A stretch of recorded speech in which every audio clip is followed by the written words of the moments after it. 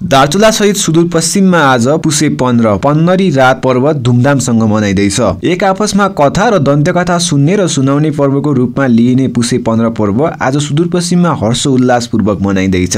पुस 15 गते मनाइने भएकाले यो पर्व स्थानीय भाषामा पन्नरी रातको रूपमा चर्चित रहेको छ। राति जागराम बस्ने, बात, दन्त्यकथा भन्ने र देउडा खेल्ने चलन रहेको छ। सुदूरपश्चिमको लोक संस्कृतिको मौलिक पहिचान बोकेको यो पर्वलाई सुदूरपश्चिममा विशेष पर्वका रूपमा समेत लिने गरिन्छ। पुस 15 गतेको रात वर्षभरिकै सबैभन्दा लामो रात भएको विश्वासमा यो पर्व मनाउने गरिन्छ। यो पर्वमा टोल छिमेकको घरमा भेला भई आगो तापेर रातभर जागराम बस्ने, जागराम बसेका बेला तरुल, पिडालु, सकरखण्ड लगायतका कन्दमूलका साथै पाकेको फर्सी उसिनेर खाने, असिका, माणा, निसौसे, रोटी लगायत डोटिली खानाका मिठा परिकार पकाई खाने र वृद्ध वृद्धाबाट लोक कथा एवं दन्त्यकथा सुन्ने सुनाउने प्रचलन रहेको छ। पर्व मनाउन एक ठाउँमा भेला हुनेहरूले 15 हात लामो झण्डै 20 फिट लामो दाउराको मुढोको आगो ताप्नु पर्ने र एक आपसमा हाँसो ठट्टा गरी रमाइलो गर्दै रात बिताउनु पर्ने चलन छ। नेपाली समाजमा आजको रात सबैभन्दा लामो हुने मान्यता भएकाले यो पर्वलाई ठुली रात भन्ने संस्कृति सम्बन्धी जानकार बताउँछन्। तर विश्वभर डिसेम्बर 22 को रात सबैभन्दा लामो हुने गरिएको मानिन्छ।